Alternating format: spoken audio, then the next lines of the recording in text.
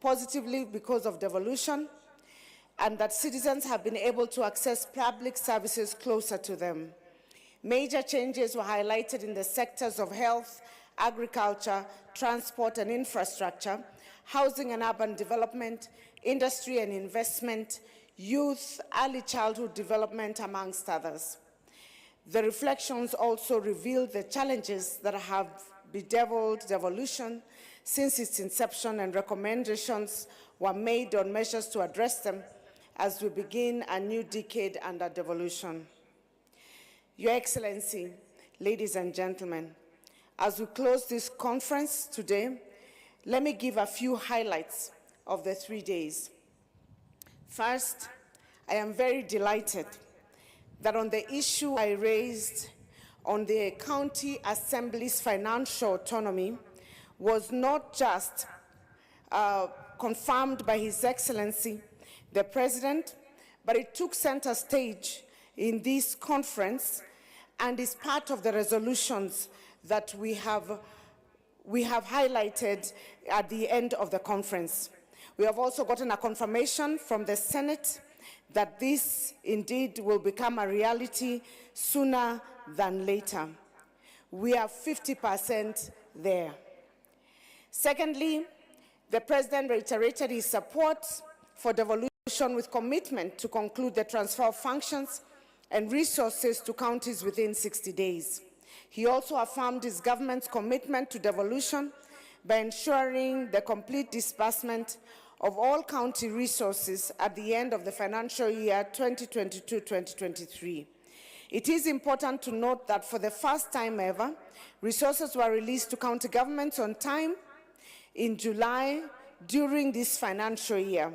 It is our prayer that this good trend continues so that counties implement their budgets without delays and thus unlock their economic potential. Third, the conference demonstrated the reality that devolution has finally been accepted by all, as evidenced by the interest from the many individuals and organizations that participated or got involved in one way or another. The two levels of government and the other players have realized and resolved that they need to move away from competition and embrace complementarity through cooperation, collaboration, and coordination in the discharge of their mandates. This conference also demonstrated that it is a reality in Kenya today that nobody, whether in the public or private sector, can do anything outside the context of devolution. Accordingly, there is an increasing need for all players to understand the new governance framework in Kenya today. Your Excellency, ladies and gentlemen,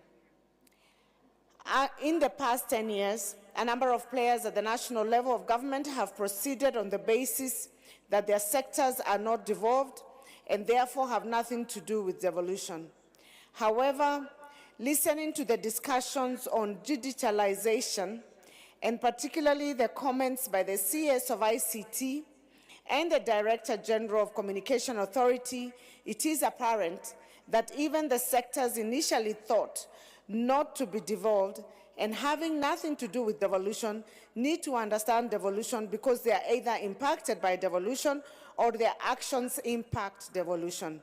In short, Your Excellency, nothing in this country can move forward without the involvement of counties, a reality we are all have to happily face. It was very refreshing to hear Honorable Ndindi Nyoro suggest that there is an urgent need to start pegging the division of revenue between the two levels of government on the annual projected budget estimates as opposed to the audited accounts, as this will ensure that counties get more resources to enable them implement the many functions that they have. And that coming from the Chair of Budgets in the National Assembly is very encouraging, and we look forward to the conversation with both houses of Parliament, both the Senate and the National Assembly, to make that a reality. Your Excellency, ladies and gentlemen, as Kenyans come together to commit to strengthening devolution, we are happy and ready to work with all of you to help Kenyans realize the promise of devolution. As I conclude, I take this opportunity to convey the assurance of county government's commitment to making devolution work. We will work hand in hand with our respective county assemblies towards this end. As His Excellency, the Deputy President, Honorable Rigathi Gachagua, comes up to make his remarks, I wish to thank you once again for honoring us with your presence. I would like now to invite His Excellency, the Deputy President.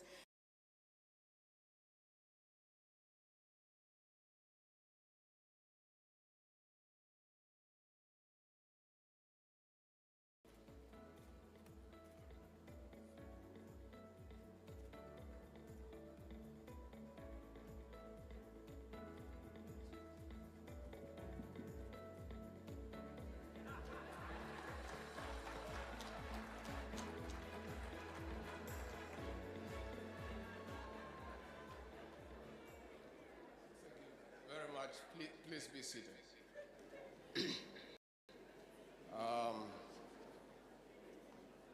The Chair of the Council of Governors, Anne Waiguru, the Governor of Kirinyaga, and a daughter from the mountain, Excellencies Governors, Excellencies Deputy Governors,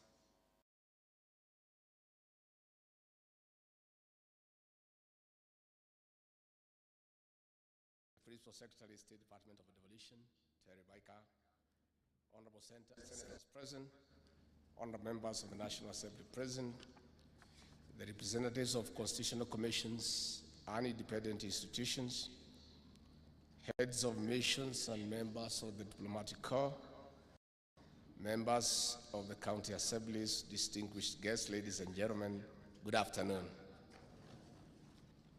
Allow me to read what my team and I have put together, and thereafter speak from my heart in a plain and simple language.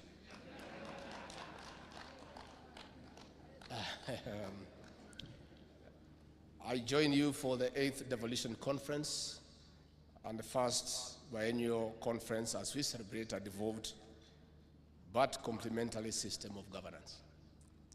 Over the last 4 days of this convening, which was opened by President William Ruto on Wednesday, we have appreciated the transformation of investing resources at the bottom of the socio-economic pyramid where they belong. As staunch believers in sparking grassroots economies, we have picked good practices and lessons for better, bolder and broader steps into the next decade of devolution. That is why the sub-theme, driving transformation from the local level, county governments as the center of economic development, is very apt.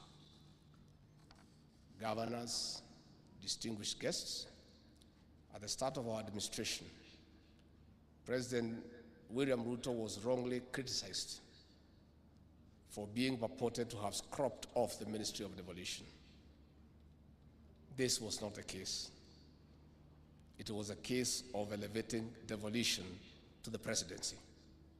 And in less than 1 year into office, the president has shown commitment to delivering on the devolution dream because it is aligned to the bottom-up economic transformation agenda.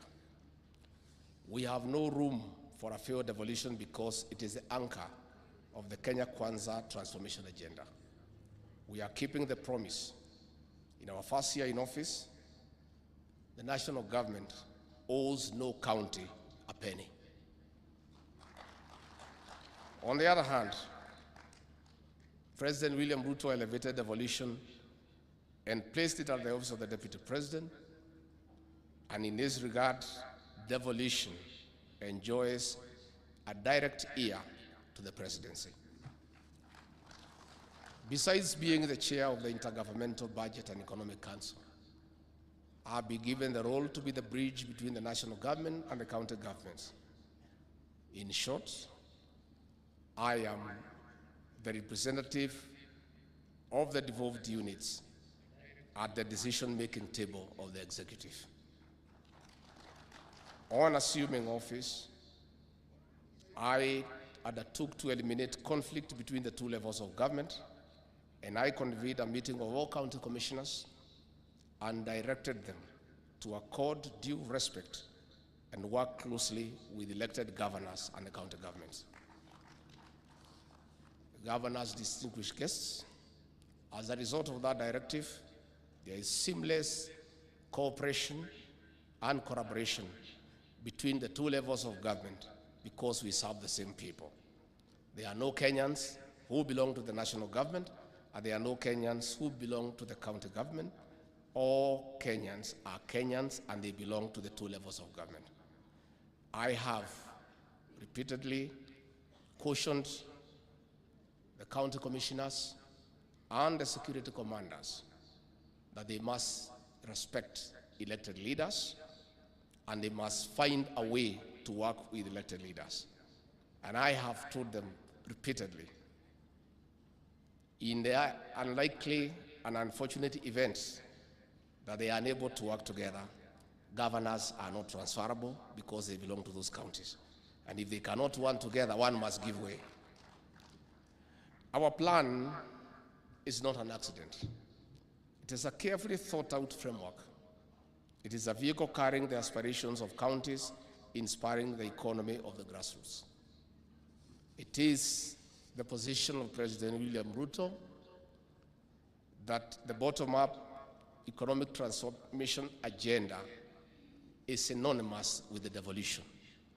Devolution and better are twin sisters, and they all aspire to achieve the same objective. That is why collaboration and partnership, despite the distinct nature of the mandates of the national and county governments, are key. We are here to cultivate and oil our mutual working relations for seamless service delivery. The conversation of this conference, therefore, has established that devolution is not a competition, but rather a working in a complementary manner for the benefit of the people of Kenya in the respective 47 counties. Excellencies, governors, distinguished guests, the advent of devolution has led to the rise of health facilities from about 8,000 in the year 2013 to over 13,700 to date. While it is in the interest of the counties to adequately provide technical and equipment support, leveraging partnership with the national government ensures quality health service. As we collectively work to implement the universal health coverage, the national government has also given priority to preventive health care to ultimately reduce pressure on the county facilities. Governors and distinguished guests, similarly, when more than 4.5 million people in over 30 counties faced famine recently, in the worst drought in 40 years after 5 failed consecutive seasons, it was out of collaboration between the national government and the county governments that no Kenyan died from hunger. As we expect a bumper harvest, counties were key in the last mile delivery of over 3 million bags of subsidized fertilizer to our farmers in at least 40 devolved units. Such partnership has been crucial in our own illicit brews and drug abuse. We have held forums between the county governments and the national government to deal with this menace. Besides public reforms in the coffee, tea, dairy, and other key subsectors. As President William Ruto said on Wednesday in this very conference, I would like to ask counties to work with us in the registration of farmers and in delivery of phase 2 of the subsidized fertilizer distribution to the farmer. Excellencies, distinguished guests, from these examples, comparing notes between the national and county governments, it is important in strategic planning and execution of short-term, mid-term, and long-term measures.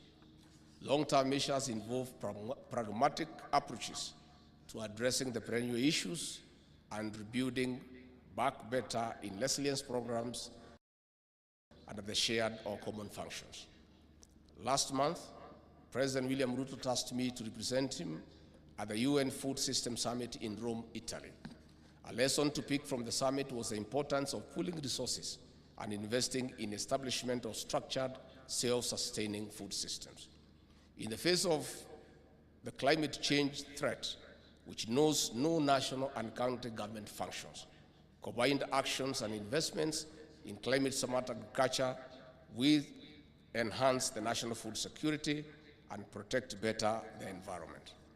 With the inclusion of food trees in the equation of planting 15 billion trees by the year 2032, we move closer to addressing the negative effect and impact of climate change.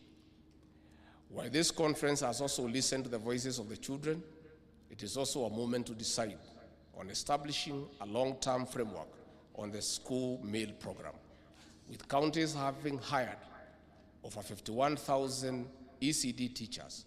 Sustaining growth in enrollment and retention is key. The current school meal program has reduced dropping out of school by 56.5%, while milk alone has increased enrollment by over 50%. Under the self-sustaining food system, the school meal program is a potential economic opportunity in inter-county trade. Already, counties like our hosts, West in Gishu, are providing milk to children. This is a source of market for the dairy farmers. Our administration has also doubled funds for the school meal program to 5 billion Kenya shillings to cater for about 4 million learners while benefiting our farmers. As more counties embrace the meal initiative, there is need for a formal framework to expand and extend and sustain the program, which touches on our farmers directly. This is the real bottom-up development plan, as it will allow counties exchange their products. Excellencies, governors, distinguished guests, intra and inter-county trade is an essential component now that more than 90% of our counties keep missing own source of revenue collection targets. It is time to strategize and implement better plans of cooking a bigger cake for sharing. This is the ultimate answer to easing the revenue demands from the national government and reducing dependence. While we are empowering the counties to be economic powerhouses, we take note of the vulnerable groups of people amongst ourselves. They include orphans, the elderly, people living with disabilities, among others. They are at a risk of being left behind. The national government is rolling out another registration in September. We seek to partner with the counties in dignifying these special groups as conceived under the Inua Jamii program.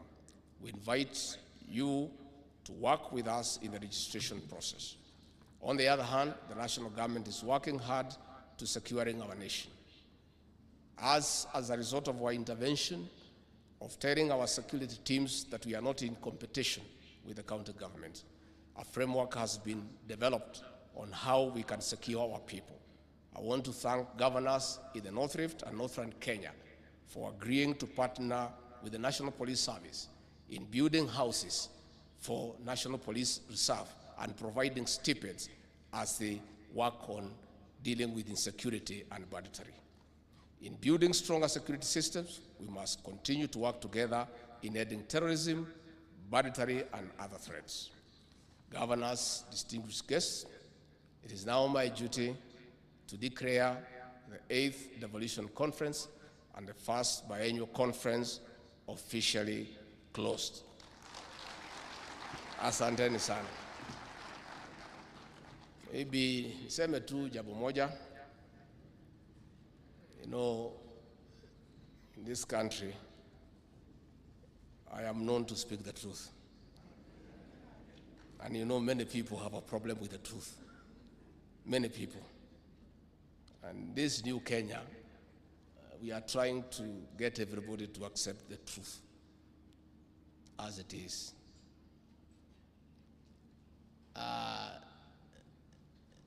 The unprovoked and unwarranted attack on the U.S. ambassador to Kenya, Meg Whitman, is as a result of people being allergic to the truth and the reality. Ambassador Meg Whitman and other ambassadors were bombers throughout the counting of votes. They had access to the public portal. They had calculators. They are educated. And they have done some bit of mathematics. They added the numbers, they observed, and they were clear that the election was won fair and square, and it was open, democratic, and meets the best international standards. What the ambassador is saying is that is the truth. So she is being attacked and vilified by saying what everybody knows. I want to request leaders to accept the truth and the reality and move on. Life is not static. Life is dynamic. Today you are up, tomorrow you are down, and so on. Again, I want to request our leaders to exercise patriotism to their motherland. President William Ruto inherited a difficult situation. I said in Kasarani on the inauguration day on the 13th of September last year, and some people thought I'm mischievous, and they thought probably I'm mannerless to say the truth in front of visitors. And I said the kind of economy we had inherited, and the coffers were empty, and in our stores even rats had disappeared because there was nothing to eat. And the president has embarked on a very difficult journey of the economic transformation of this great republic. Along the way, we have found good friends. Ambassador Meg Whitman, in a record time, has increased the volume of trade between Kenya and the United States, that as I speak today, the United States of America is Kenya's largest trading partner in the world. She has taken time to sit with the president, to sit with me, to sit with our cabinet ministers, to unlock business opportunities and to bring investors from America. What she deserves is commendation, not vilification for being truthful. I want to urge Ambassador Meg to ignore the noises and acclimatize to the Kenyan way of doing things. Perennial complaints year after year. She should stay focused and go on with her work. I want to say that we need also to be respectful to our development partners. You cannot speak in a public forum before national television and say that you have the capacity to recall an ambassador from the United States accredited to this country by the American government. It's simply being mischievous. As a private citizen, how would you recall an ambassador? You cannot even transfer an assistant chief in your locus application. You know, it's part of the denial syndrome. You know what was happening during the handshake regime? It's something that happened that nobody can comprehend. That cabinet ministers were being told to go and brief a private citizen on what is happening in government. Principal secretaries were being told to go and brief a private citizen on the workings of government. The CS National Treasury was being told to go and brief a private citizen about the budget. That is why that private citizen thinks he can recall the American ambassador to go back to the country. That situation is over. We have a government in place. Please just take up your rightful role and oversight the government, because that is your role. Again, I want to say that the hardship team, after destroying the economy of this country, gave President Ruto no chance, because they knew it was almost impossible to turn around the country. In a record 1 year, President William Ruto, through pragmatic leadership, continuous engagement, agreeing to be advised, having a very competent economic council, has done the unthinkable. In 1 year, the economy has shown signs of recovery to the extent that for the first time in 7 years, all county governments were given their money before the closure of the financial year on June 30th. All members of parliament and the respective constituency development funds in the 290 constituencies were given all the allocation before the closure of the financial year on June 30th. So the people who had schemed to destroy the economy so that the next leader can fail are very envious. And that is why they are bitter, and that is why they are trying to portray our friends as bad people.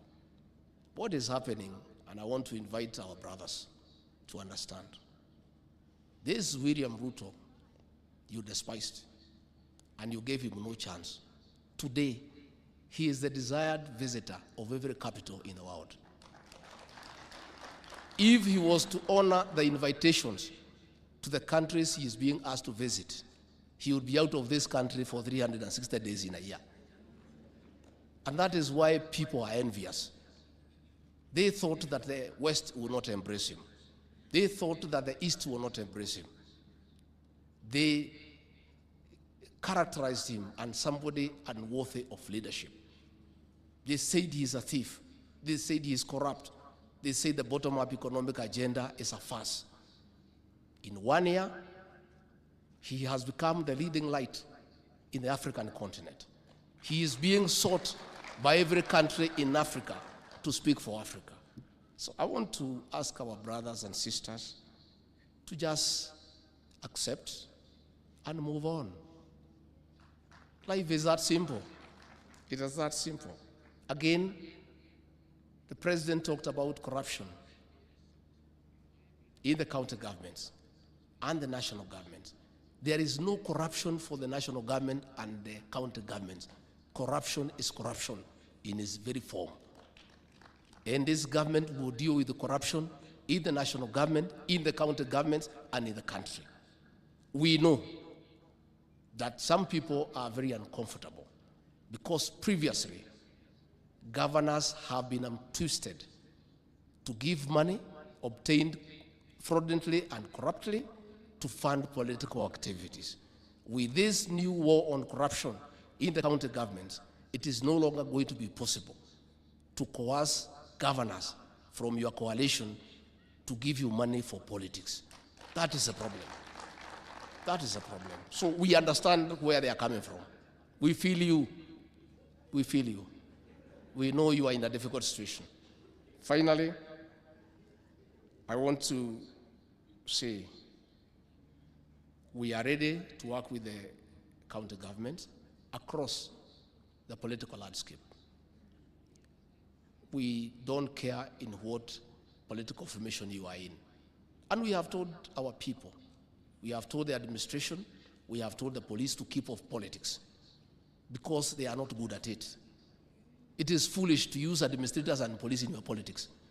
You will lose. That is how Uhuru and Raila lost, by using chiefs and assistant chiefs and police in politics. We cannot repeat the same mistake. So chiefs, assistant chiefs, county commissioners, OCS, OSPD, they have no business in politics. Their work is to give services to the people of Kenya. Is to fight crime, is to fight illicit brew, is to register farmers, is to espouse government policy and keep off politics. Even governors elected on the opposition platform will enjoy the services of the administrators and the police and everybody else in an equitable and fair manner like the rest of the country. And therefore, let us work together. I am available for consultation with the COG in a structured manner. I'm available to individual governors. You don't need an appointment to come to my office as an elected governor. Anybody who has been elected by 100,000 people, it's not a joke. That is somebody who needs no appointment to go anywhere. Being 100,000 people who slept in a different home and they have not talked, and they all come to the ballot and decide you are the right person, you are somebody to be respected. So you don't need an appointment to come and talk to us. And those who have come to me, where you have challenges with our administrators, I have taken remedial action, and I will continue to do so. I'm told that when I answered the governor of Migori in Alliance, some governors were uncomfortable that I was disrespectful. I wanted to make a clarification. I was not talking about governors. I was talking about every Kenyan who has been denied security for bad behavior. And I was saying, when they are good behavior, we shall review, and we are reviewing.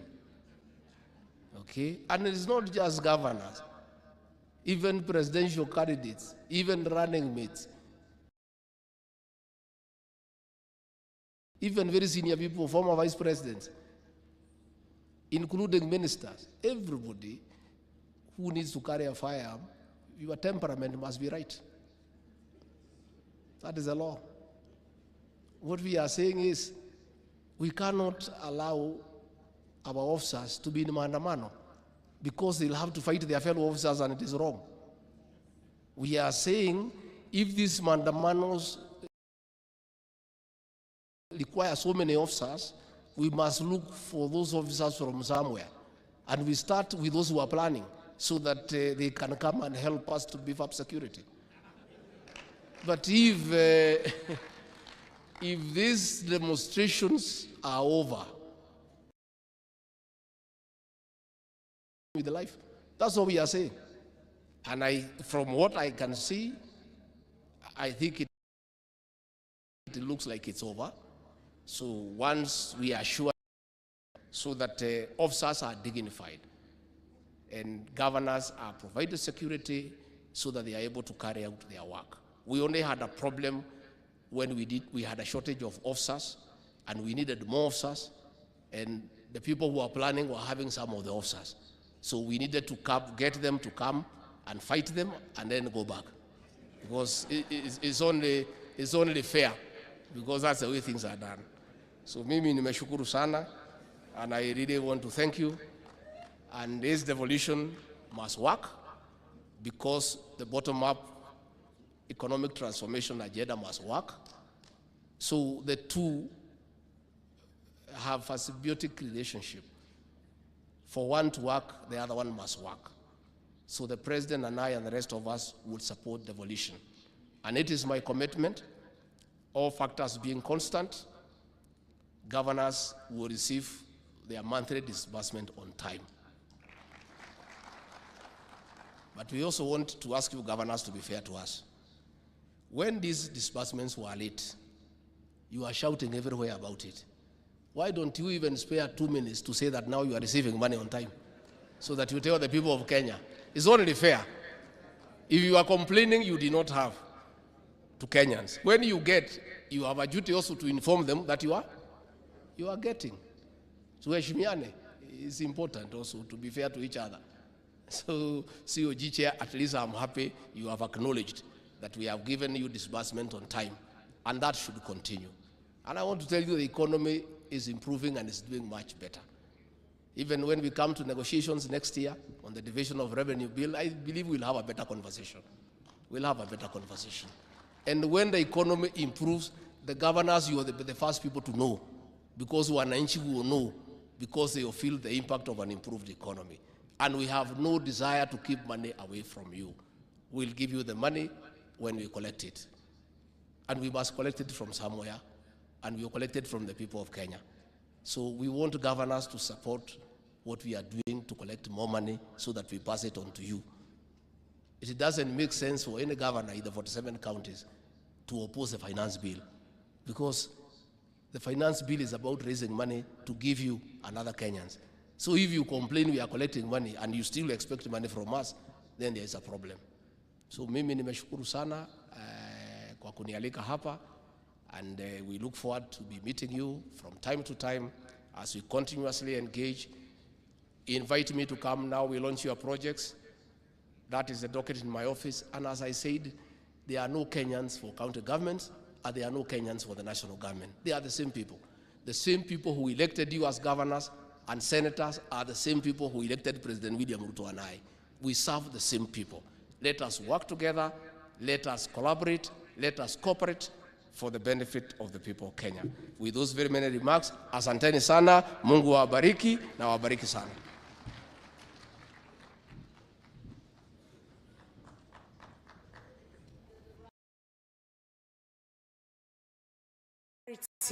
Through cooperation, collaboration, and coordination in the discharge of their mandates. This conference also demonstrated that it is a reality in Kenya today that nobody, whether in the public or private sector, can do anything outside the context of devolution. Accordingly, there is an increasing need through cooperation, collaboration, and coordination in the discharge of their mandates. This conference also demonstrated that it is a reality in Kenya today that nobody, whether in the public or private sector, can do anything outside the context of devolution. Accordingly, there is an increasing need for all players to understand the new governance framework in Kenya today. Your Excellency, ladies and gentlemen, in the past 10 years, a number of players at the national level of government have proceeded on the basis that their sectors are not devolved and therefore have nothing to do with devolution. However, listening to the discussions on digitalization, and particularly the comments by the CS of ICT and the Director General of Communication Authority, it is apparent that even the sectors initially thought not to be devolved and having nothing to do with devolution need to understand devolution because they are either impacted by devolution or their actions impact devolution. In short, Your Excellency, nothing in this country can move forward without the involvement of counties, a reality we are all have to happily face. It was very refreshing to hear Honorable Ndindi Nyoro suggest that there is an urgent need to start pegging the division of revenue between the two levels of government on the annual projected budget estimates as opposed to the audited accounts, as this will ensure that counties get more resources to enable them implement the many functions that they have. And that coming from the chair of budgets in the National Assembly is very encouraging, and we look forward to the conversation with both houses of Parliament, both the Senate and the National Assembly, to make that a reality.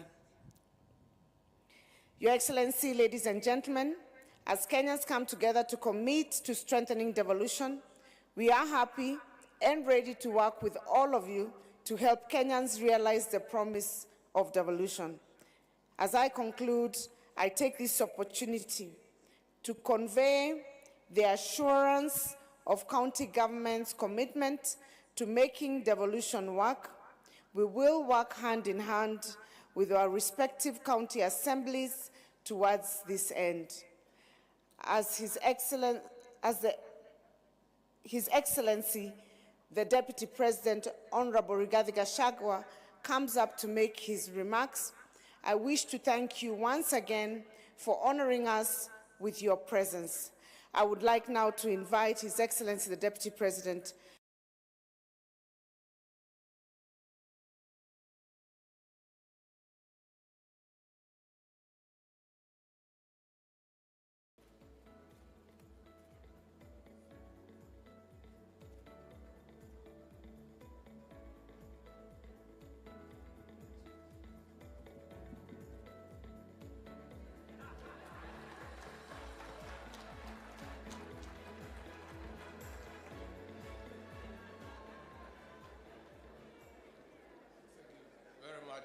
Please be seated.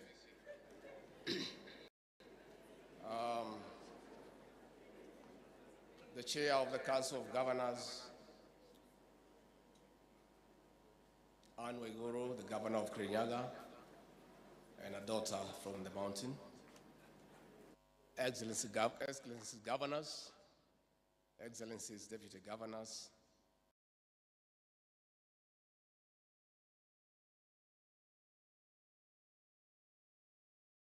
Principal Secretary, State Department of Devolution, Terry Baika, Honorable Senators present, Honorable Members of the National Assembly present, the representatives of constitutional commissions and independent institutions, heads of missions and members of the diplomatic corps, members of the county assemblies, distinguished guests, ladies and gentlemen, good afternoon. Allow me to read what my team and I have put together, and thereafter speak from اهدنا my الصراط heart in plain and المستقيم simple language. صراط الذين أنعمت عليهم غير المغضوب عليهم I join you for the 8th والضالين. Devolution Conference and the first biennial conference as we celebrate a devolved but complementary system of governance. Over the last 4 days of this convening, the Speaker of Senate, which was opened Honorable by President Emerson William Ruto Kingi, Wednesday, the Chairperson we have of the appreciated Council the of Governors, transformation of and also the investing Kirinyaga Governor, resources High Excellency at the Anwar bottom Guru, of the all socio-economic governors and pyramid leadership of COG, where they belong. all senators, As staunch all believers in sparking principal grassroots secretaries economies, present, we all have picked good organizers, practices national lessons and for better, international partners, bolder county and broader government steps officers, through ladies cooperation, and gentlemen. Collaboration, and coordination in the It is discharge of indeed their a great mandates. pleasure to This host conference you also during this demonstrated 8th that it devolution is a reality in Kenya today that no of 10 years of devolution, with the theme driving transformation from the local level, with the county governments at the center of economic development. Your Excellency, sir, all members present, has been a successful week-long event that has culminated with a lot of solution seeking, of course, sharing best practices across all 47 counties across this country, Your Excellency. At this juncture, we will be hearing more of the resolutions and also the input from various stakeholders presented here. And at this juncture, I wish to invite our host governor, Uasin Gishu Governor Jonathan B., to make his welcoming remarks and get us through the next program. Your Excellency, sir.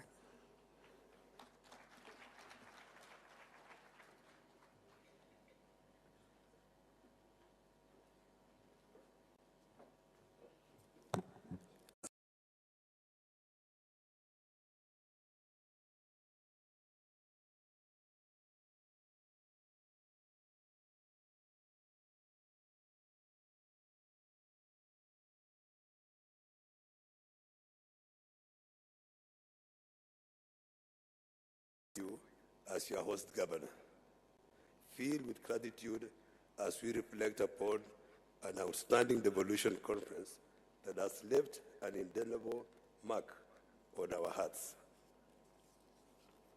First and foremost, I want to take this opportunity to welcome His Excellency, the Deputy President, Honorable Rigathi Gachagua, to our County of Champions. And I've been telling everybody, karibu, karibu, karibu. And I'm told we are closing the meeting and I'm still saying karibuni. On behalf of Uasin Gishu County Government, I extend a heartfelt thank you to all the participants who have embraced the spirit of this conference and contributed to its resounding success.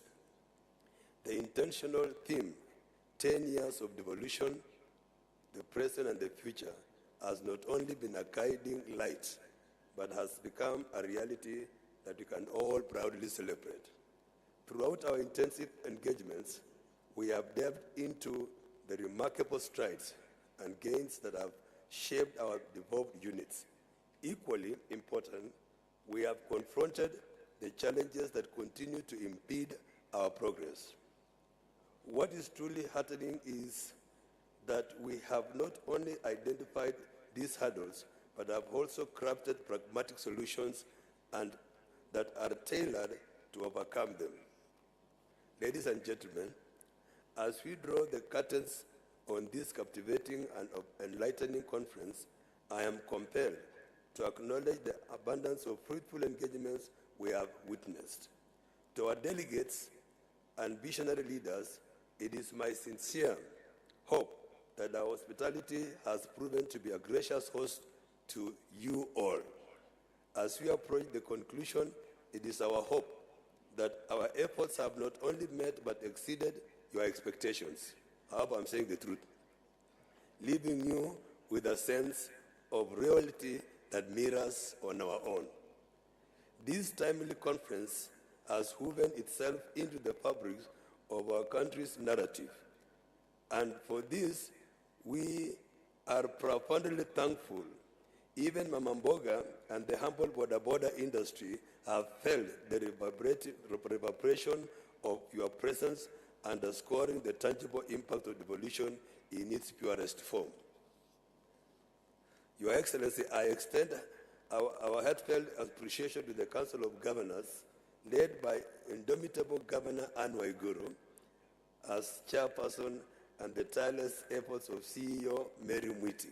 The exceptional leadership has truly set the standard for excellence. And I just learned that Waiguru is the 5th chair after when we started the Devolution. I think the first one was Ruto, Isaac, and then Wells, and then another one.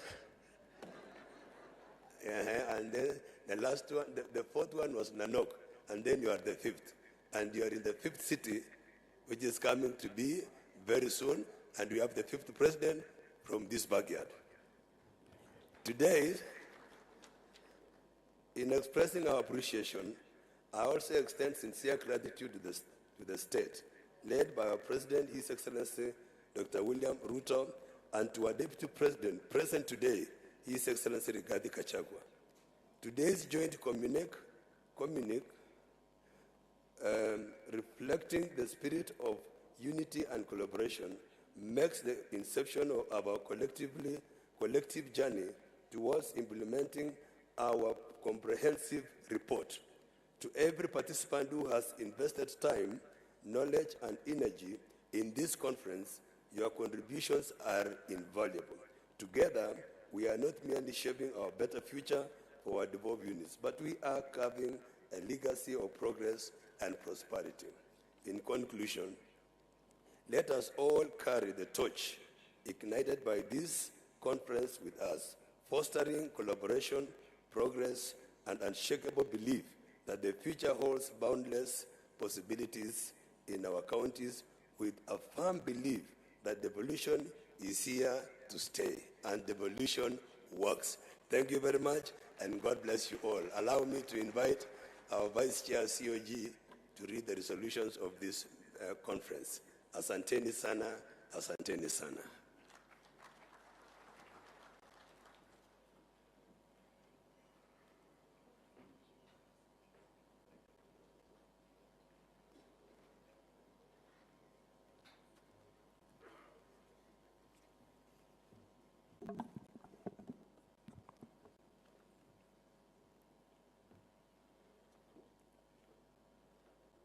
Our chief guest, the Deputy President of the Republic of Kenya, Honorable Rigathi Gachagua, all protocols observed. Your Excellency, I also take this opportunity to welcome you to be our chief guest and to close this conference for us in line with the practice of the devolution conferences we've had. We are happy and glad that you've found time to be with us here today. Your Excellency, mine is to read the joint communique.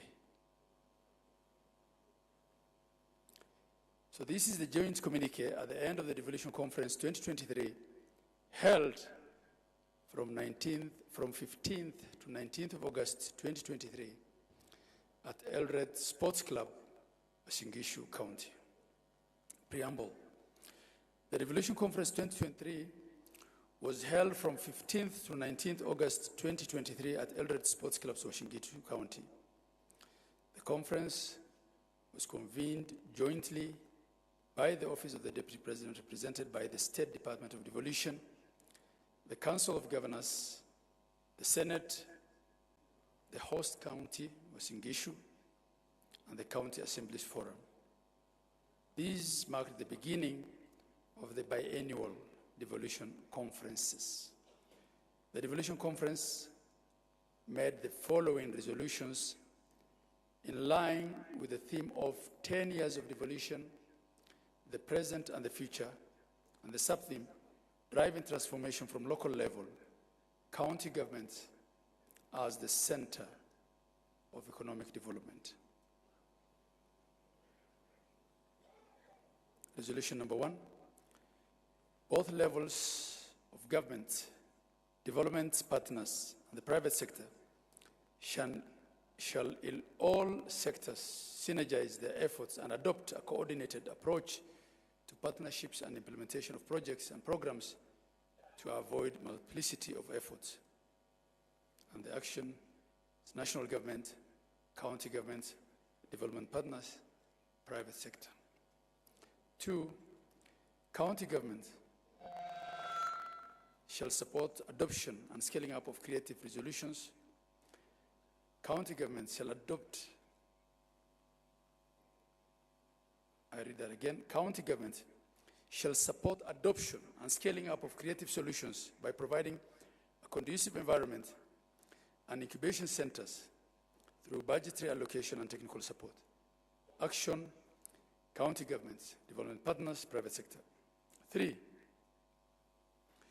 both levels of government shall review the legislative framework to enhance the autonomy of county assemblies to strengthen their oversight role. Action, Senate, National Assembly, Council of Governors, State Department of Devolution, and County Assemblies Forum. 4, the national government shall create a policy framework for anchoring digitization to support operationalization of programs in all sectors, including health, agriculture, trade, and blue economy. Action, Ministry of ICT, Council of Governors, county governments, private sector. 5, both levels of government shall ensure proper coordination between the ICT departments to ensure full automation of supportive departments such as security, energy, water, and transport, among others. Action, Ministry of ICT, Council of Governors, county governments, and the private sector.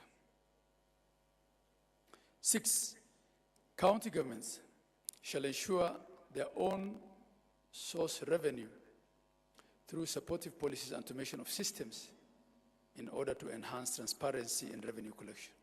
Action, the National Treasury, Kenya Revenue, Council of Governors, and the Senate. 7, both levels of government shall enhance and sustain performance management as a tool of strengthening effective service delivery. Action, Office of the Prime Cabinet Secretary, National Government Ministries, Departments and Agencies, Council of Governors, and county governments. 8, both levels of government shall explore entrenching division of revenue between the national and county governments on the projected budget for the year as opposed to using the last audited accounts.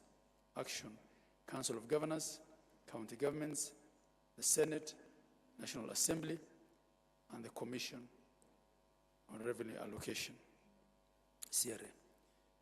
9,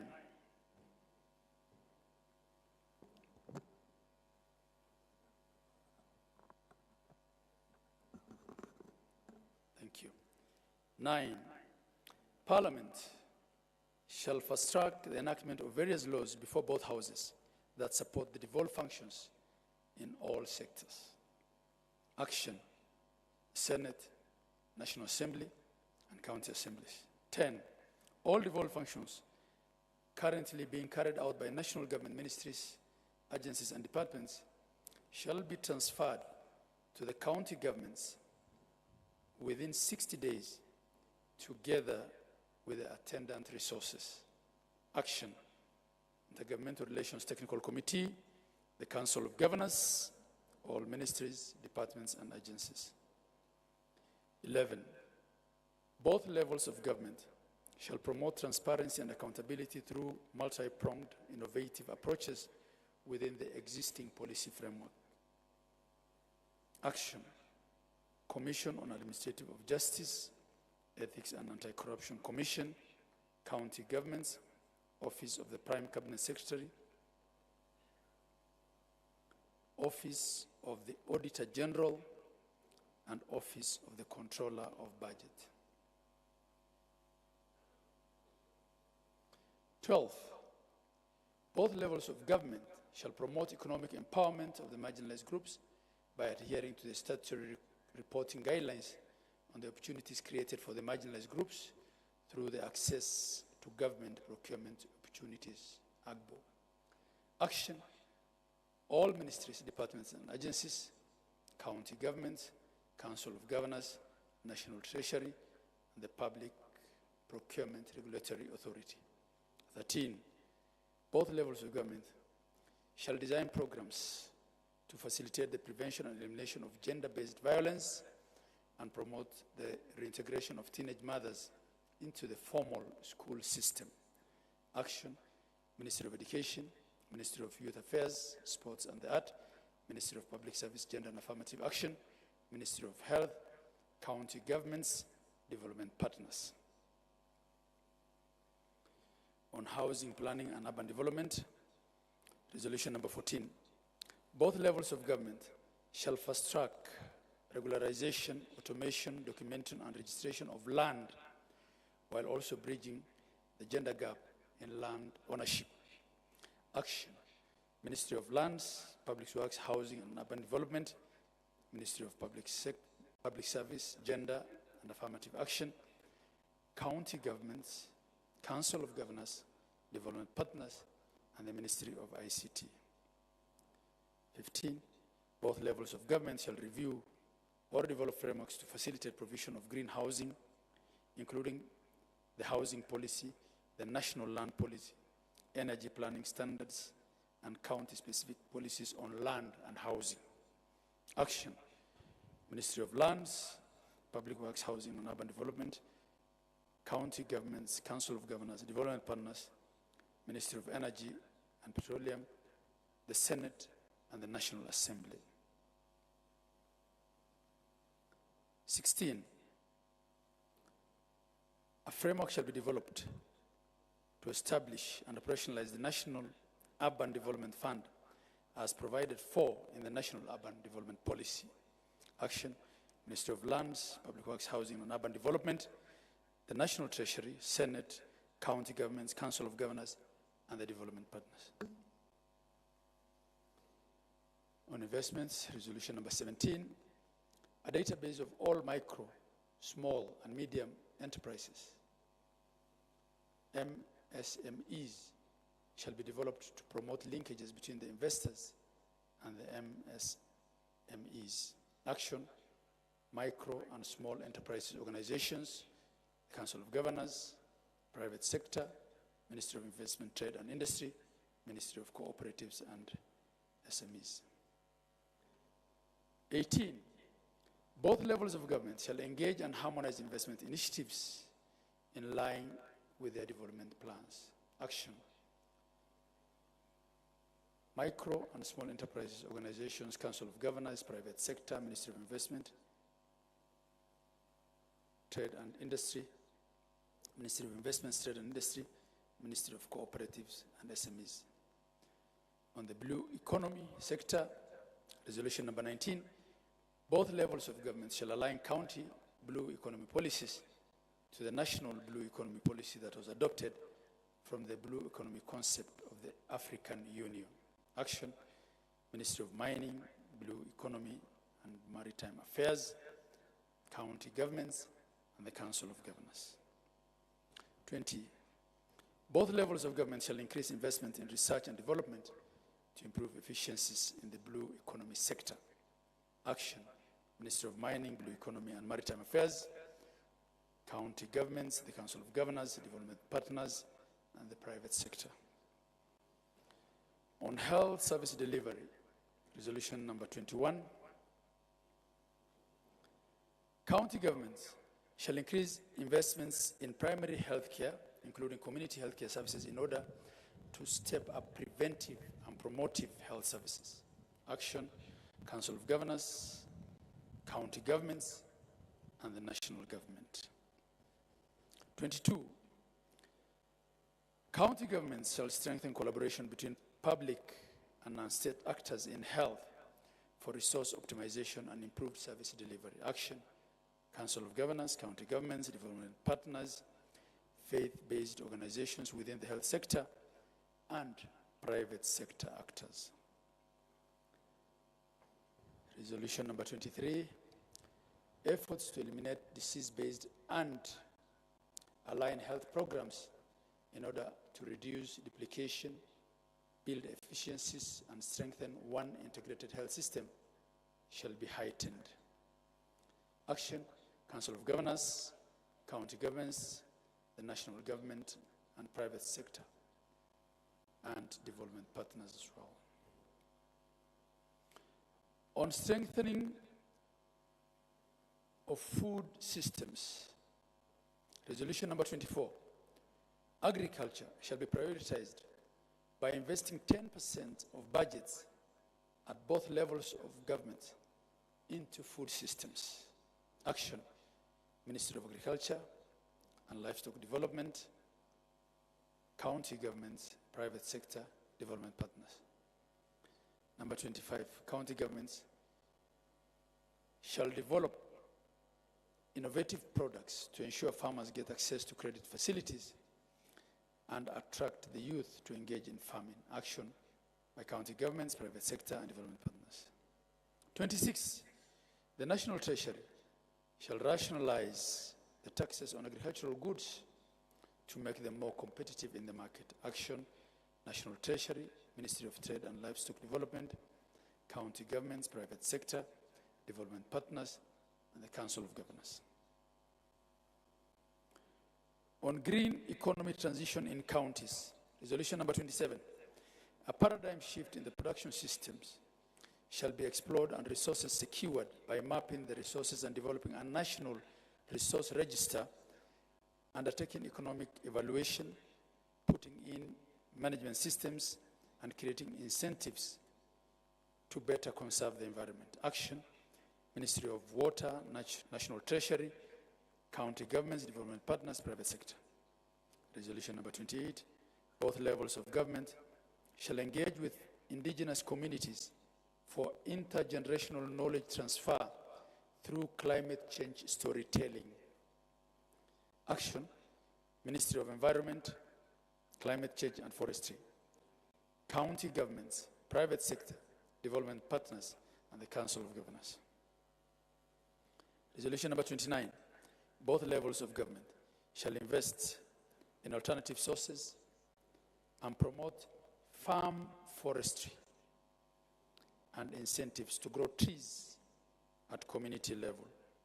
Action, Ministry of Environment, Climate Change and Forestry, county governments, private sector, development partners, and the Council of Governors. On empowering youth for inclusive economic growth, resolution number 30. Both levels of government shall enable a conducive environment for youth to carry out business by ensuring reasonable fees and levies for permits, especially for content creators wishing to access and use public spaces. Action, Ministry of Youth Affairs, Sports and the Arts, county governments, private sector, development partners. Resolution number 31. Both levels of government shall address mental health issues rampant among youth arising from issues that affect them, such as drugs, suicide, abuse, unemployment, domestic violence, by developing and implementing already existing frameworks.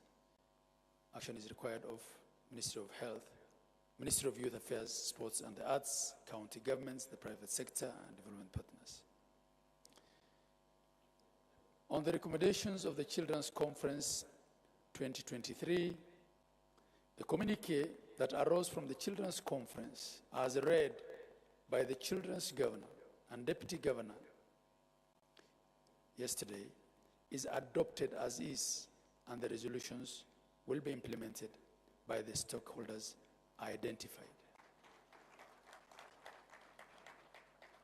And that communique is annexed herein. Further details of the resolutions captured herein will form part of the final conference report.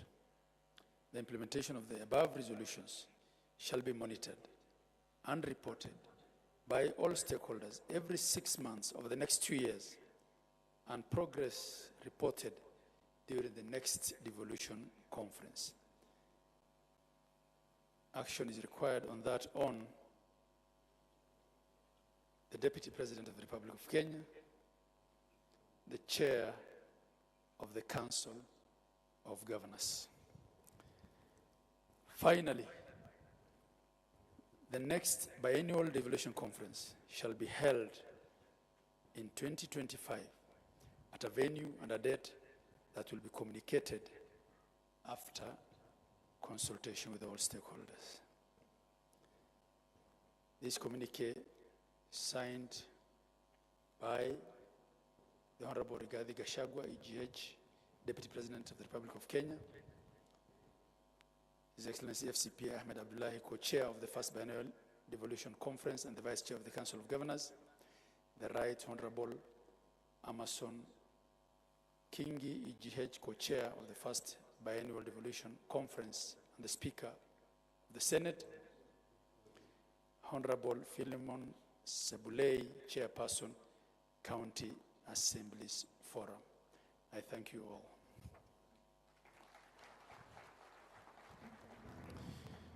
Your Excellency, next I will invite on stage the Senator of Nyandarua County, Honorable John Matthew, representing the Senate Majority Leader. Honorable John Matthew.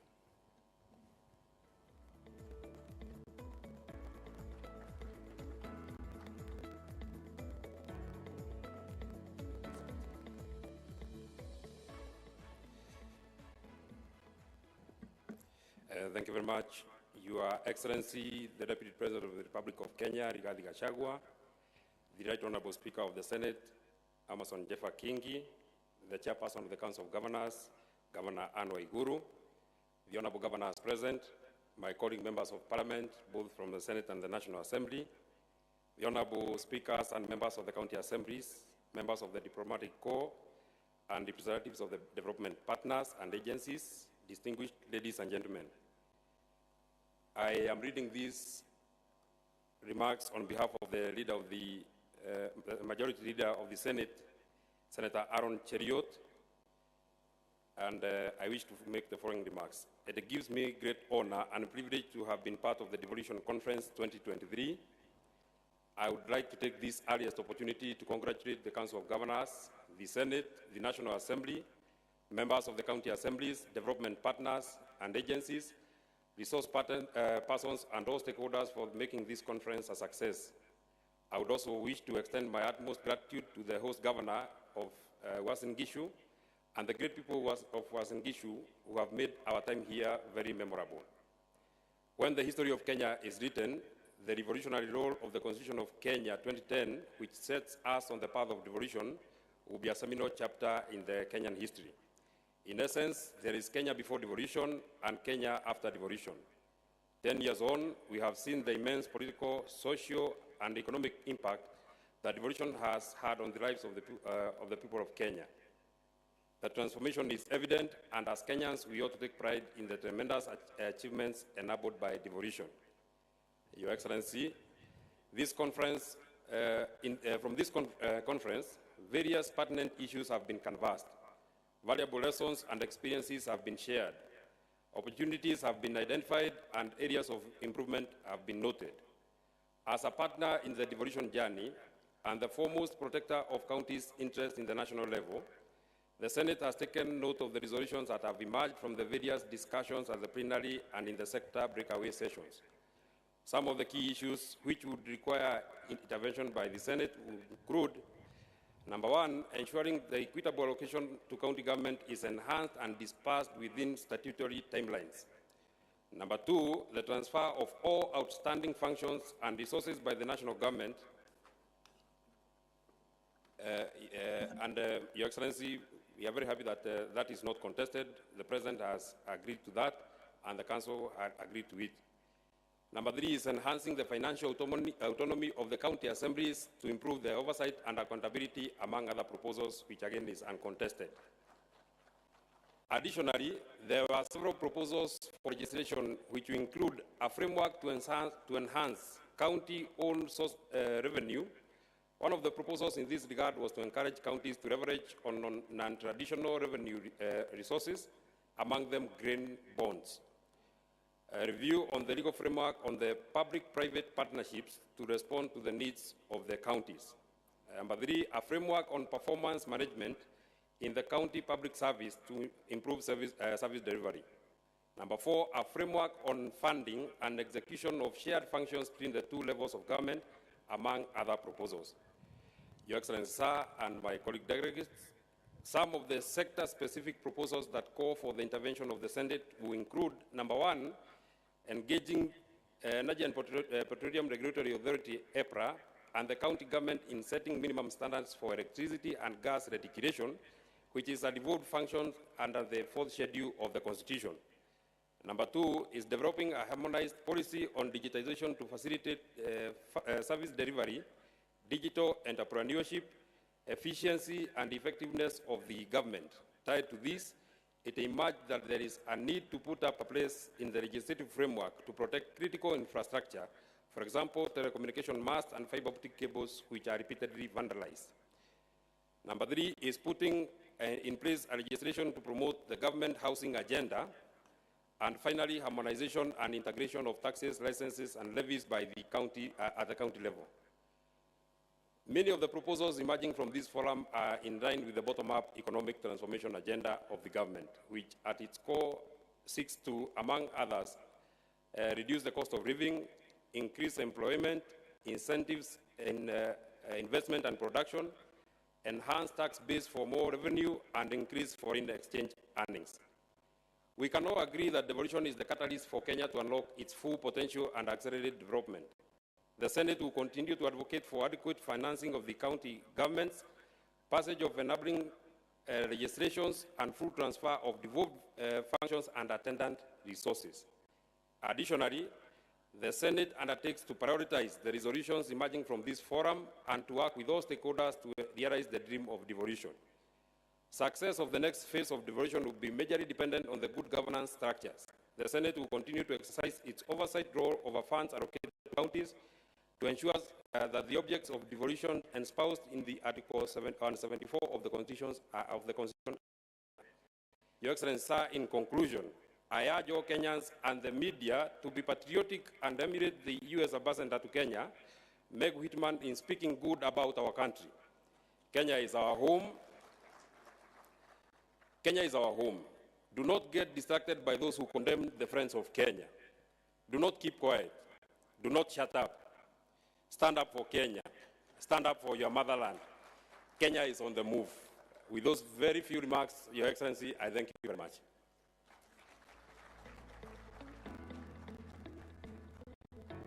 Thank you very much, Senator Methu. Your Excellency, next I'll call upon His Excellency Governor Stephen Sang, Governor of Nandi County, and the Whip of the Council of Governors to give a vote of thanks.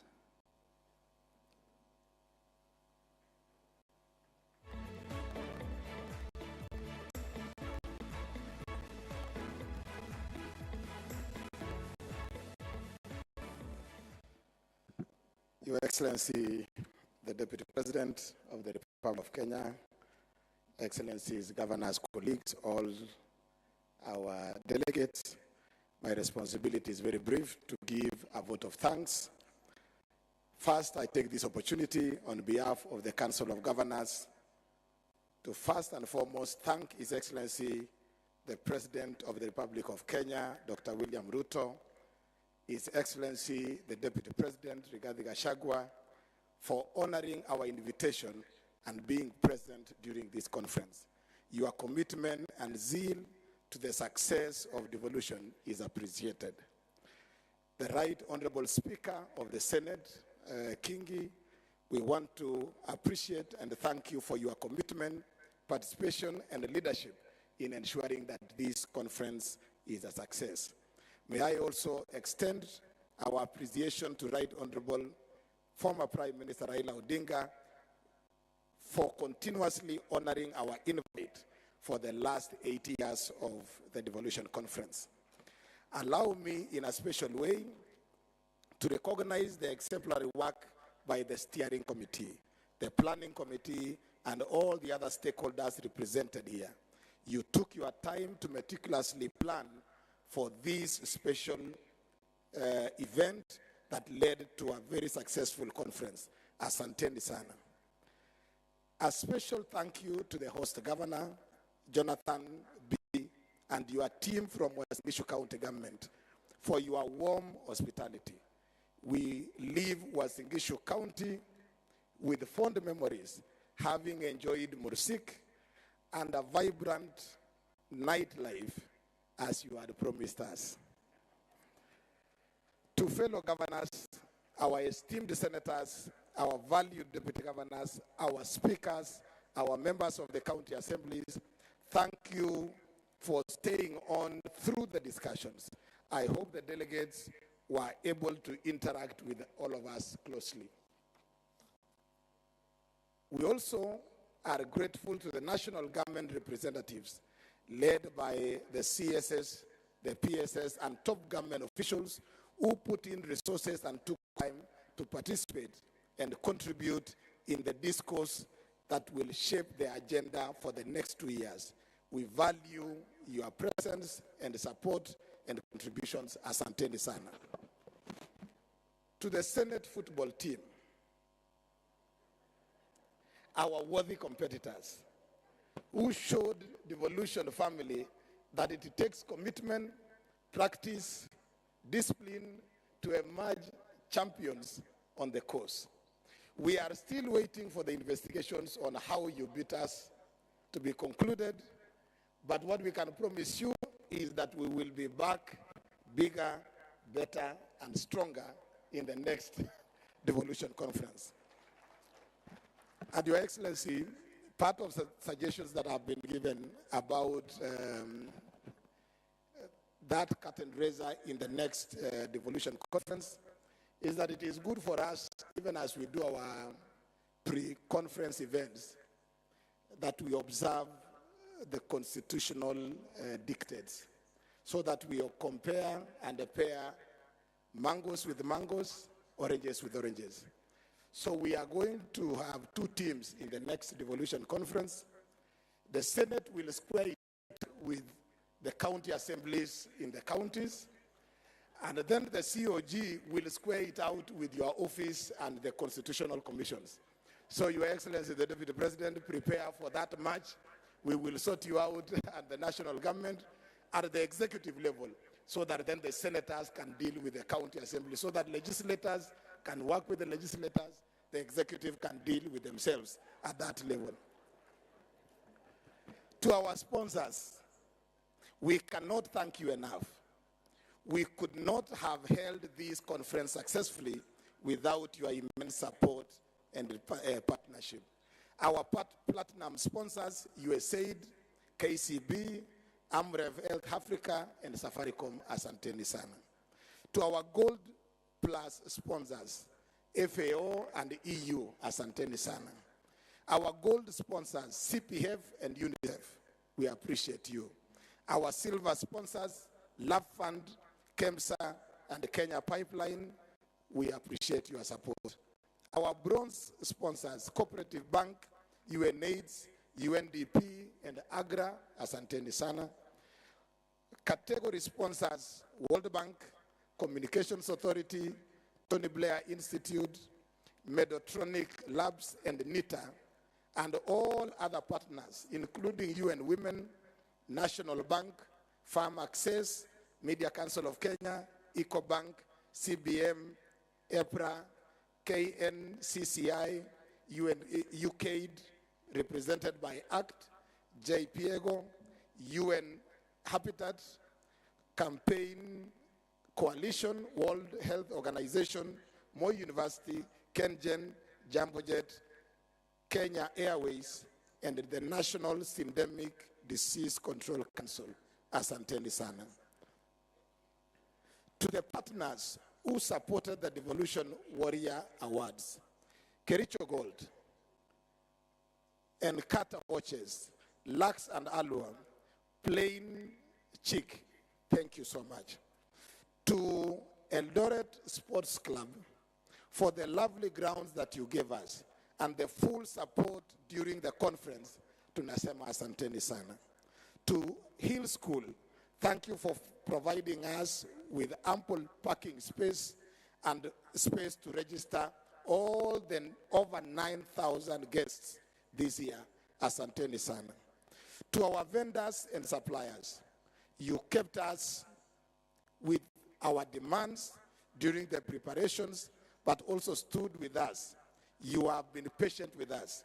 We are truly grateful for your dedication for the last few days. We appreciate you, and asanteni sana. To all our delegates, you are truly friends of Devolution. We will not, and we do not take it for granted. Please receive our deepest and sincere gratitude. This conference would not have been successful without your presence and participation. Pigia our makofi to all our delegates. It is the rich discussions here that have led to the comprehensive communique that has just been read. Our task now is to follow up and keenly work towards implementation of those resolutions. Devolution must continue to work. Again, thank you all for your contributions to the first biannual Devolution Conference. As you depart your various destinations, may the Almighty God go before you. Kongoi, Kongoi, asanteni sana. Thank you very much, Governor Sang. Your Excellency, next I'll invite the Speaker of the Senate, the Right Honorable Amason Kingi, to make his remarks. Mr. Speaker.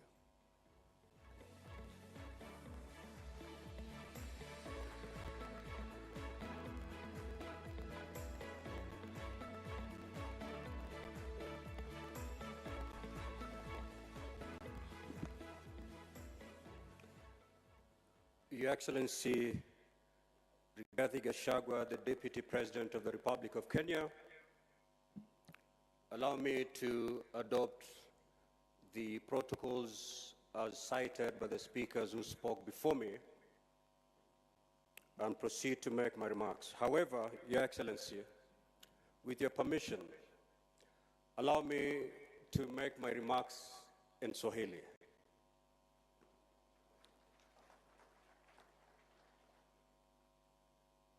Wahenga walinena wakasema kwamba kupanda ngoma si ngoma, ngoma ni kushuka ngoma. Na pia wahenga wakarudi wakasema kwamba mchamaago hanyeli, huenda kawia papo. Now, Your Excellency, if you're still with me, I'll proceed in Swahili. But clearly from the facial expressions in the entire hall, I've lost all of you. And I wouldn't want to lose you at the beginning of my remarks.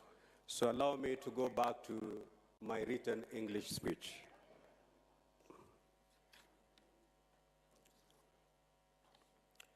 Ladies and gentlemen, good afternoon.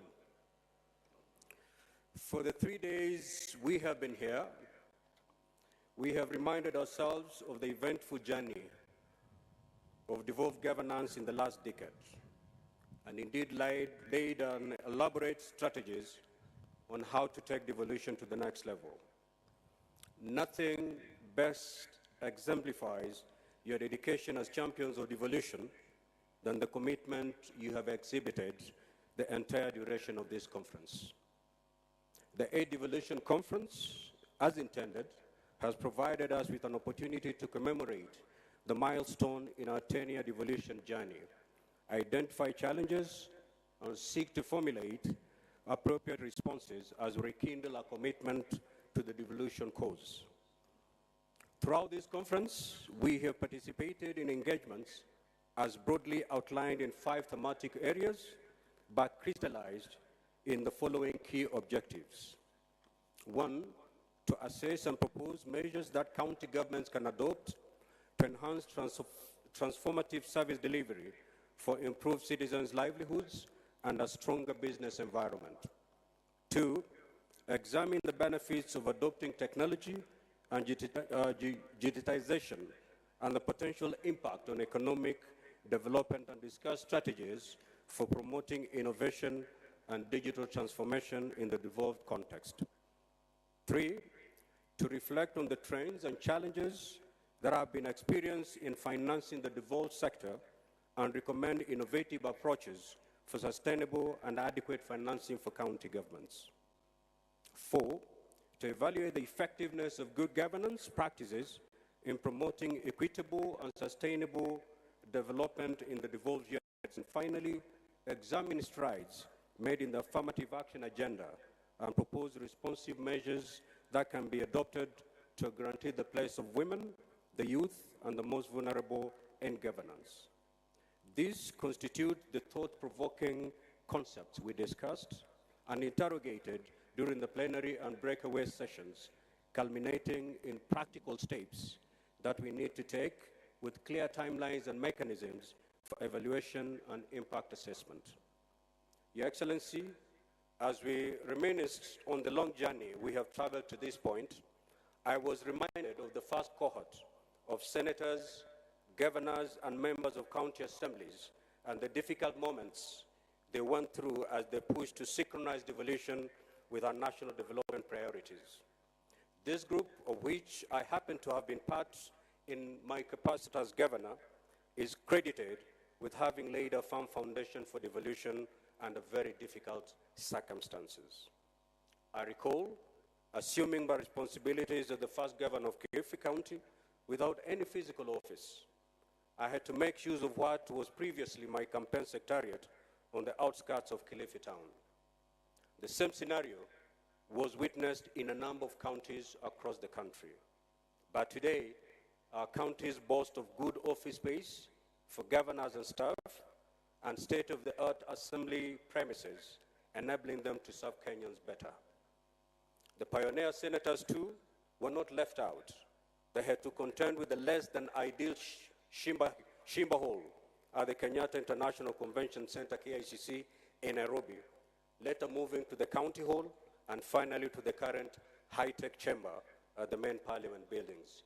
Indeed, it has been a journey of 10 years. These humble beginnings did not dampen their spirits. In fact, it sharpened their resolve in discharging their constitutional mandate of representation, legislation, and oversight. This determination saw them secure critical footholds in favor of devolution. Back then, there was many insinuations that the Senate was a house for old men. We now know better. The Senate is, in fact, an august assembly of wise men and women, age notwithstanding. Today, we have a very vibrant, youthful Senate, oozing with wisdom and a great, tremendous appetite to protect devolution. To borrow the words of Chinua Achebe, these leaders have lived up to the true definition of the youth who have accepted to wash their hands and therefore won the right to dine on the king's table. Your Excellency, allow you to just mention but a few. Seated very next to you, we have the miracle Senator, Senator Karungo, youthful senator, Senator Methu, Senator Hezena, Senator Eddie Okech, Senator Chimera, just to mention but a few. These are young men and women who have fought and now occupy their rightful seats in the Senate. As we celebrate the gains and milestone in devolution, I invite you, distinguished delegates, to give these pioneer senators, governors, and members of County Assembly a hearty round of applause for having helped. Thank you for having helped chart a great cause of devolution in the face of adversity against numerous odds. Distinguished delegates and gentlemen, allow me at this juncture to briefly revisit the critical matter of the financial autonomy of county assemblies. In my speech at the opening ceremony, I alluded to the fact that county governments comprising the executive and county assemblies play a critical role to the success of devolution. Through their legislative mandates, county assemblies in particular have ensured counties had the necessary laws and policies on which service provision, project implementation, and grassroots development have been anchored since devolution got underway. The call for financial autonomy for our county assemblies is therefore fully merited and timely for the key reason that it will enhance their independence and elevate their role as oversight institutions. Ladies and gentlemen, as we speak, a landmark bill, County Public Finance Laws Amendment Bill 2023, sponsored by the Deputy Speaker of the Senate and Meru Senator, the Honorable Kathuri Murungi, and which seeks to grant financial autonomy to county assemblies, is pending in our legislative pipeline. Among other radical measures, this proposed legislation seeks to cure the mischief that for years has left county assemblies ensnared by whims of county treasuries as they seek money to defray their administrative expenses. When this bill becomes law, county assemblies will not have to go through county executive committees to do their requisition as is presently the case. I want to assure you that the Senate, as the overseer of devolution as per Article 96 of the Constitution, will expedite this legislation, which once enacted will help county assemblies break free from this shackle that grossly undermines their mandate, especially the mandate relating to oversight of county governments. Ladies and gentlemen, allow me to conclude my remarks by commending the President, His Excellency Dr. William Ruto, for the bold directive he gave when he officially opened this conference on Wednesday, that all the remaining functions that have been earmarked to be devolved under Schedule 4 of the Constitution be released to the counties within 60 days. This statement, alongside the prompt release of county disbursements that he ordered 2 months ago, do confirm that in President Ruto, devolution is indeed in safe hands. As the Senate, we remain steadfast in discharging our constitutional mandate and provide an ideal environment for rollout of these functions at the county government's level. Ladies and gentlemen, let's leave Uasin-Gishu more passionate, more energized, more focused, with a single purpose to take devolution to greater heights. As we leave this place, let's engage a higher gear so that we can accelerate the progress and gains of devolution.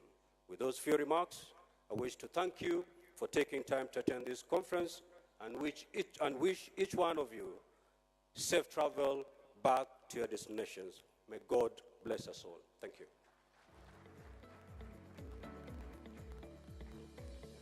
Thank you, the Right Honorable Speaker. Excellency, may I now call upon the Chairperson of the Council of Governors and the Governor of Kirinyaga, Her Excellency Anne Waiguru, to make her remarks.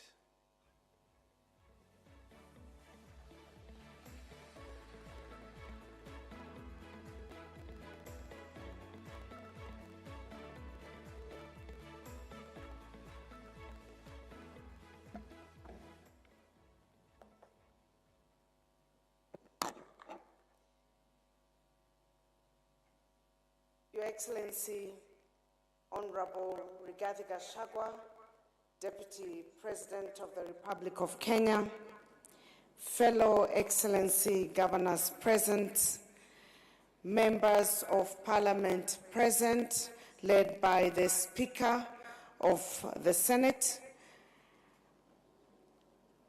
Honorable Senators present, Cabinet Secretaries present, Deputy Governors present, Principal Secretaries, other national government representatives, development partners, distinguished guests, ladies and gentlemen, good afternoon. On behalf of the Council of Governors, I take this opportunity to express my sincere gratitude to all who honored our invitation to the Devolution Conference 2023 and the first biannual conference where we have had the opportunity to reflect on a decade and a devolved system of governance in Kenya. I would also like to take this opportunity to appreciate most sincerely our staff. I've been reminded that they were not mentioned in the list of thank you. The staff of COG for their dedicated effort to make this conference a reality. Kindly give them a hand clap. I hope you have all been enriched and enlightened by the deliberations that took place in the last 2 days. It has indeed been a great honor for the Council of Governors to host this conference on behalf of the county governments. Your Excellency, ladies and gentlemen, the reflections we have had in the last 3 days took a holistic assessment of the performance of county governments in the last 10 years, bearing in mind that counties are key drivers for development and realization of the promise of devolution. It is apparent that the face of Kenya has radically transformed positively because of devolution, and that citizens have been able to access public services closer to them. Major changes were highlighted in the sectors of health, agriculture, transport and infrastructure, housing and urban development, industry and investment, youth, early childhood development, amongst others. The reflections also revealed the challenges that have bedeviled devolution since its inception, and recommendations were made on measures to address them as we begin a new decade under devolution. Your Excellency, ladies and gentlemen, as we close this conference today, let me give a few highlights of the 3 days. First, I am very delighted that on the issue I raised on the county assembly's financial autonomy was not just confirmed by His Excellency, the President, but it took center stage in this conference and is part of the resolutions that we have highlighted at the end of the conference. We have also gotten a confirmation from the Senate that this indeed will become a reality sooner than later. We are 50% there. Secondly, the President reiterated his support for devolution with commitment to conclude the transfer of functions and resources to counties within 60 days. He also affirmed his government's commitment to devolution by ensuring the complete disbursement of all county resources at the end of the financial year 2022-2023. It is important to note that for the first time ever, resources were released to county governments on time in July during this financial year. It is our prayer that this good trend continues so that counties implement their budgets without delays and thus unlock their economic potential. Third, the conference demonstrated the reality that devolution has finally been accepted by all, as evidenced by the interest from the many individuals and organizations that participated or got involved in one way or another. The two levels of government and the other players have realized and resolved that they need to move away from competition and embrace complementarity through cooperation, collaboration, and coordination in the discharge of their mandates. This conference also demonstrated that it is a reality in Kenya today that nobody, whether in the public or private sector, can do anything outside the context of devolution.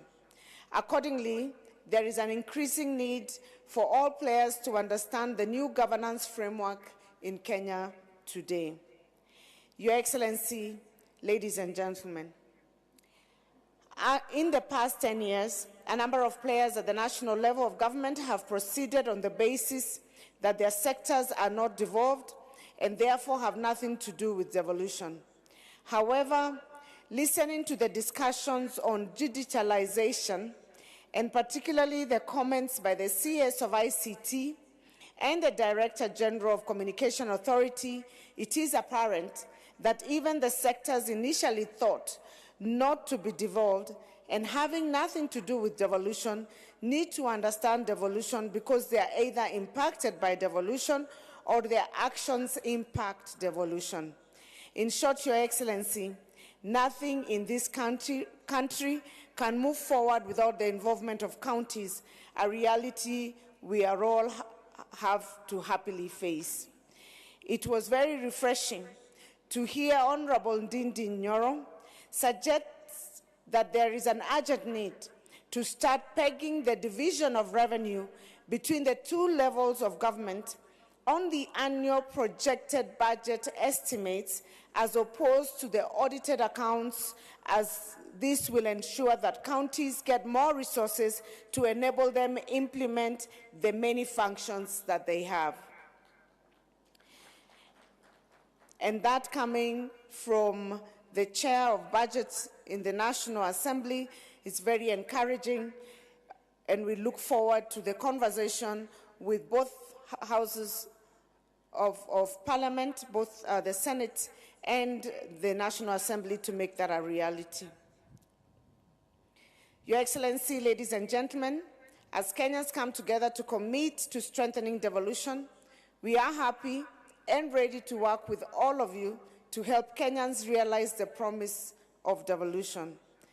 As I conclude, I take this opportunity to convey the assurance of county government's commitment to making devolution work.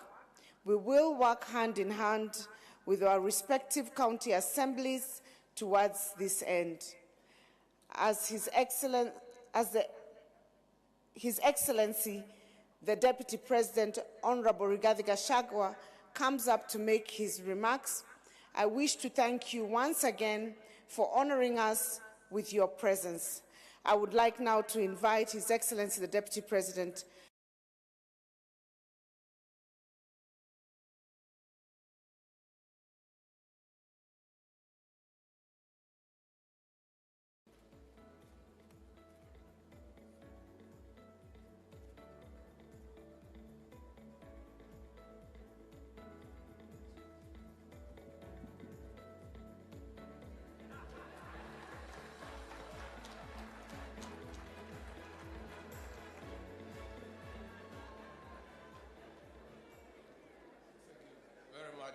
Please be seated.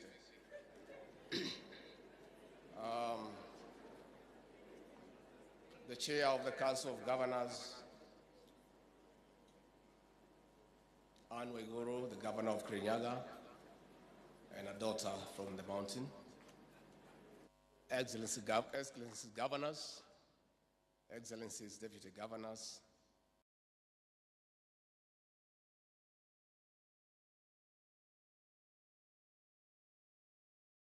Principal Secretary, State Department of Devolution, Terry Baika, Honorable Senators present, Honorable Members of the National Assembly present, the representatives of constitutional commissions and independent institutions, heads of missions and members of the diplomatic corps, members of the county assemblies, distinguished guests, ladies and gentlemen, good afternoon.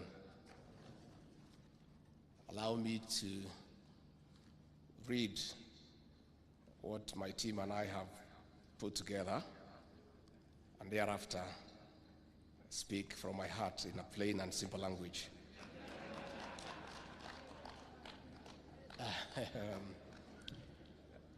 I join you for the 8th Devolution Conference and the first biennial conference as we celebrate a devolved but complementary system of governance. Over the last 4 days of this convening, which was opened by President William Ruto on Wednesday, we have appreciated the transformation of investing resources at the bottom of the socio-economic pyramid where they belong. As staunch believers in sparking grassroots economies, we have picked good practices and lessons for better, bolder and broader steps into the next decade of devolution. That is why the sub-theme, driving